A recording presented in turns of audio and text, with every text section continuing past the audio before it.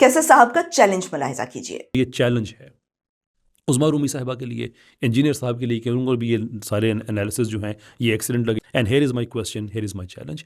اللہ تعالیٰ نے قرآن میں کہا ہے کہ ابراہیم علیہ السلام کو آگ میں جب ڈالا گیا تو اللہ نے آگ سے کہا ٹھنڈی ہو جا.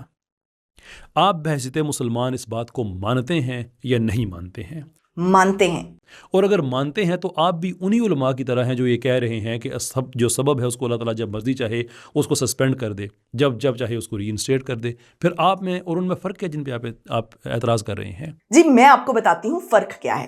معجزے پر ایمان کو استعمال کرتے ہوئے جو آرگیومنٹ آپ نے ایکسٹینڈ کیا ہے نا کہ اللہ تعالیٰ جب چاہے سبب کو سسپینڈ کر دے، یہاں اصل مسئلہ ہے. یعنی آپ نے معجزے کو ایک آئسولیٹڈ واقعے کے طور پر نہیں دیکھا، بلکہ اس معجزے پر لاجک اپلائی کر کے اس سے اصول اخذ کیا. یہ غلط ہے. آگ ابراہیم کے لیے ٹھنڈی ہوئی. اب آپ کہتے ہیں کہ چونکہ ابراہیم کے لیے آگ ٹھنڈی ہوئی لہٰذا لاجک یہ کہتا ہے کہ آگ ٹھنڈی ہو سکتی ہے، کسی بھی وقت ٹھنڈی ہو سکتی ہے، کسی کے لیے بھی ٹھنڈی ہو سکتی ہے. یعنی آپ نے معجزے کو ایکسٹراپولیٹ کیا.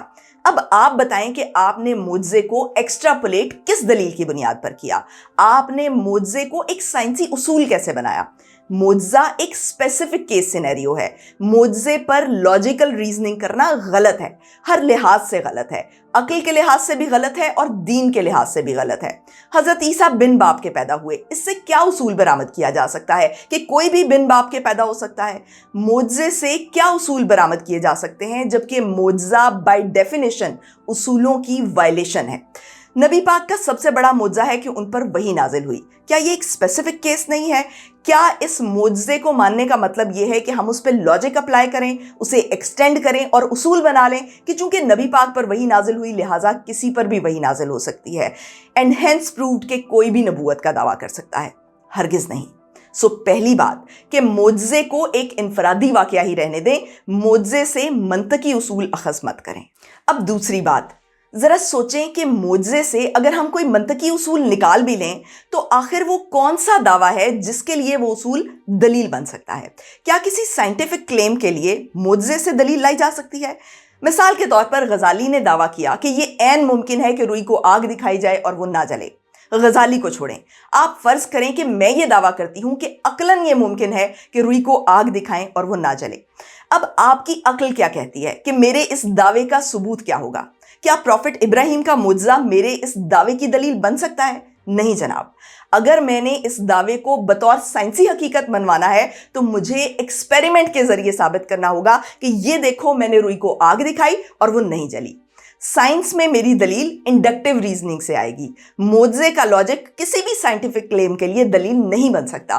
پھر معجزہ ہمارے کسی فعل کا اخلاقی جواز بھی نہیں بن سکتا. بن باپ کے بچے کو کوئی معجزاتی نہیں مانے گا. ایک باپ اگر اپنے بیٹے کے گلے پر چھری چلائے تو وہ یہ جواز نہیں دے سکتا کہ پیغمبر ابراہیم کی طرح اس کو بھی خدا نے خواب میں ایسا حکم دیا تھا. تو پھر یہاں ایک اہم سوال پیدا ہوتا ہے کہ یہ جو علماء اصرار کرتے ہیں کہ معجزے میں جو کازیلٹی بریک ہوتی ہے اس کو بطور ایک اصول کے مانا جائے، تو اس اصول کی مدد سے آخر وہ ثابت کیا کرنا چاہتے ہیں؟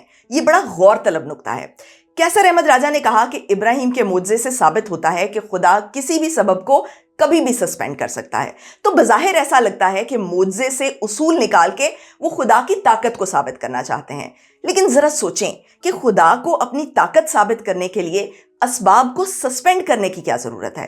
خدا تو تمام کائنات کا خالق ہے. نیچر کا ہر واقعہ ہی خدا کی نشانی ہے. کیا آگ کے جلانے کی پاور میں آپ کو خدا دکھائی نہیں دیتا؟ ایک زلزلہ آتا ہے اور کوئی معجزہ نہیں ہے، روٹین کی بات ہے، اور لوگ خدا کا ذکر کرتے گھروں سے نکل آتے ہیں. خدا کی طاقت تو معجزے کے بغیر بھی ثابت ہے. خدا کو اپنا آپ ثابت کرنے کے لیے کاز اور ایفیکٹ کی روٹین توڑنے کی ضرورت ہی نہیں ہے. تو پھر سوال یہ ہے کہ معجزہ کس لیے ہے؟ معجزے سے کیا ثابت کیا جاتا ہے؟ تو بات یہ ہے کہ معجزہ خدا کی خدائی کا ثبوت نہیں ہے، معجزہ نبی کی نبوت کا ثبوت ہے. لوگ کہتے تھے کہ اگر آپ پیغمبر ہو تو معجزہ دکھاؤ. تو پیغمبر کاز اور ایفیکٹ کی روٹین چینج کر کے اپنی طاقت کا مظاہرہ کرتے تھے. نوح علیہ السلام کا سیلاب نوح کی نبوت کا ثبوت ہے، خدا کی طاقت کا ثبوت نہیں ہے. خدا کے لیے تو سیلاب ایک روٹین کی بات ہے. بن باپ کے بچہ پیدا ہونا اس بچے کی فضیلت کا اظہار ہے، خدا کی طاقت کا اظہار نہیں ہے، کیونکہ خدا کی طاقت کا اظہار تو انسان کی روٹین پیدائش میں بھی ہے. تو پوائنٹ یہ ہے کہ جب کوئی کہتا ہے کہ خدا کاز اور ایفیکٹ کی ترتیب بدل سکتا ہے तो याद रखिए कि वो खुदा की ताकत का इकरार नहीं करवा रहा बल्कि किसी इंसान की ताकत को मनवाएगा। सो आप गौर करें कि मोजज़े की लॉजिकल एक्सटेंशन हमेशा मिसयूज होगी। मोजज़ात को उसूल बनाकर खुदा को नहीं बल्कि किसी इंसान को पावरफुल साबित किया जाता है, और दलील के तौर पर करामत का मुजाहिरा भी नहीं किया जाता बल्कि कुरानी मोजज़ात की लॉजिक को कोट कर दिया जाता है और इस पे फतवा दे दिया जाता है कि औलिया की करामत का इनकार करने वाला काफिर है। यानी सीधा सीधा पब्लिक को बेवकूफ बनाया जाता है, उनके रियलिटी के कॉन्सेप्ट को डिस्टॉर्ट किया जाता है। ये जो पीर और आमिल बैठे हैं कि हमारे कब्जे में जिन हैं, हम जादू कर सकते हैं, दलील पूछो तो कहेंगे कि जिन्नों का वजूद बरहक है, जादू बरहक है। क्यों? क्योंकि कुरान में जिक्र आया है। बंदा पूछे कि कुरान में जिन और जादू का जिक्र आया है, तुम्हारा जिक्र तो नहीं आया। कुरान में जिन्नों का जिक्र आने से ये कैसे साबित होता है कि तुम्हारे कब्जे में जिन है? आप अपने जिन खुद दिखाओ। कुरानी मोजज़ात से लॉजिक क्यों ला रहे हो? ये कोई अक्ल वाली बात है? Extra ordinary claim extra ordinary proof मांगता है। खुद को करामती साबित करना है तो अपनी करामत से दलील लाएं, कुरान से दलील ना लाएं। सो कैसे साहब का सवाल था कि मोजज़ों पे फेथ के मामले में मेरे और ऑर्थोडॉक्स उलमा के मौक़िफ़ में क्या फ़र्क है? तो फ़र्क ये है कि मेरे नज़दीक मोजज़े को मानने का मतलब कुरान में दर्ज मोजज़ात को एज इंडिविजुअल इवेंट मानना है।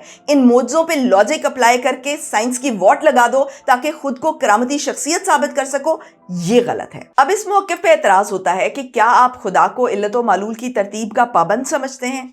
लेकिन ये एतराज़ भी सरासर बेबुनियाद है। खुदा की डेफिनेशन ही यही है कि वो एक ऐसी हस्ती है जो हर चीज़ पे कादिर है और वो जो करना चाहे कर सकता है। लेकिन सवाल ये है कि वो करता क्या है? हम जानते हैं कि फितरत कॉज और इफ़ेक्ट की एक तरतीब फॉलो करती है। फितरत के कवानीन हर जगह और हर वक्त यकसां रहते हैं। ये कवानीन ज़मानो मकान की तब्दीली से तब्दील नहीं होते।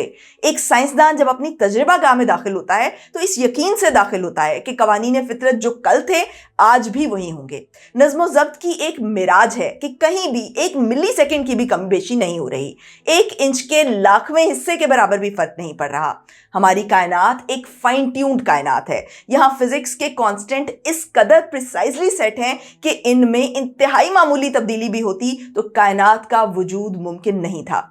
देखा जाए तो ये तरतीब, ये सोफिस्टिकेशन हर मोजज़े से बड़ा मोजज़ा है। गौर करें तो खुदा की ताकत का असल एतराफ़ कॉज और इफेक्ट की तरतीब को मानने में है। नो डाउट खर्क आदत पर ईमान इस्लाम की बुनियाद है, लेकिन खर्क आदत एक एक्सेप्शनल मामला है।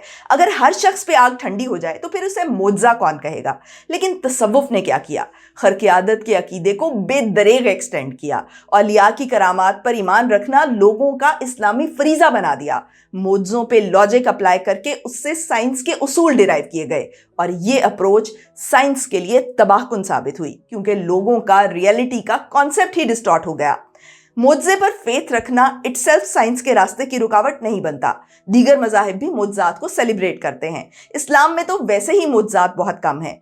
क्रिश्चियनिटी और यहूदियों की तमाम हिस्ट्री मिरेकल्स पे बेस करती है, लेकिन मोजज़ों से साइंस निकालना सिर्फ मुसलमानों का खासा है। कोई यहूदी ये नहीं कहेगा कि हम लाठी से डैम बनाएंगे क्योंकि हजरत मूसा ने लाठी से समंदर में रास्ता बनाया था, या कोई हिंदू ये नहीं कहेगा कि हम हनुमान के कॉन्सेप्ट पे मंकी आर्मी बनाएंगे। लेकिन ये मुसलमान हैं जो आर्ग्यूमेंट करते हैं कि इब्राहिम पे आग ठंडी हो सकती है तो किसी पे भी ठंडी हो सकती है, और जो रिसर्च पेपर लिखते हैं कि जिन्नों से बिजली कैसे बनाई जा सकती है। इसमें कोई शक नहीं कि इंसान की जिंदगी में फेथ की बहुत अहमियत है। इनफैक्ट फेथ की अहमियत साइंस से भी कहीं बढ़ के है, और फेथ का मामला सिर्फ मजहब तक महदूद नहीं है। इंसान की फैमिली जो इंसान की जिंदगी का महवर होती है, इसकी बुनियाद मियाँ बीवी के रिश्ते पर है, और ये रिश्ता महज एक फेथ है।